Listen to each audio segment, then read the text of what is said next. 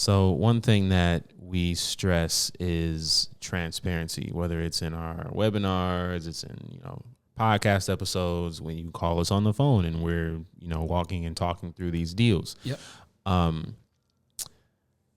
With that being said, Yes. what are some of the things to consider, I guess, like prior to applying for a hard money loan?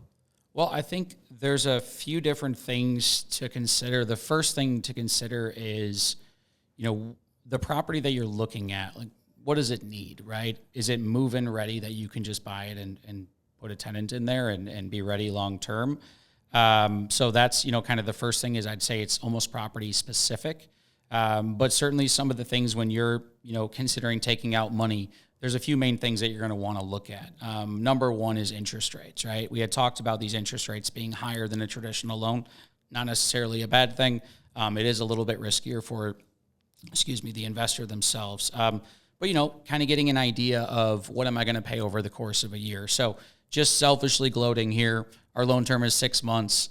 So on a 6-month loan, if you're borrowing $100,000 from us, you're looking at $7,500 worth of payments over the course of 6 months. Again, that is assuming, though, that your first payment's going to be due the month after you close. Fun fact, Denver, you close today, November 1st. You skip December, your first payment is due January 1st. So you have 60 days to get your project started. I know we had talked about Justin in a previous episode. Yeah. There's certain times that he does flips and he makes one payment, and that property is often sold. So it is important, to evaluate interest rates, but again, interest is not everything. And then you're going to look at, what does the lender charge you for the money? And then what does that look like for you up front? Is it being rolled into the loan?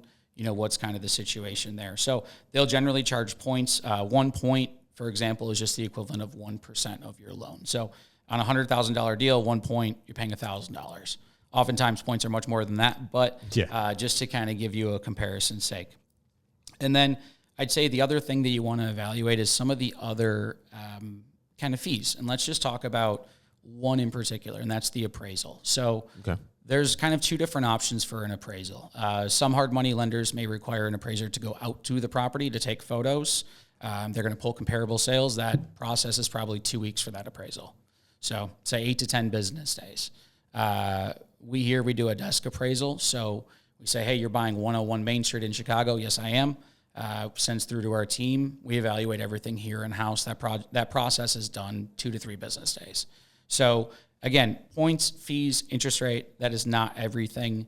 Of course, if speed is important for you, having a desktop appraisal versus having what we call like a field appraisal, those are going to be 2 different things and 2 completely different timelines. And honestly, 2 different costs. So outside appraisal, probably $750 to $1,000. Desk appraisal, say $250 to $500. So you can save some significant savings there.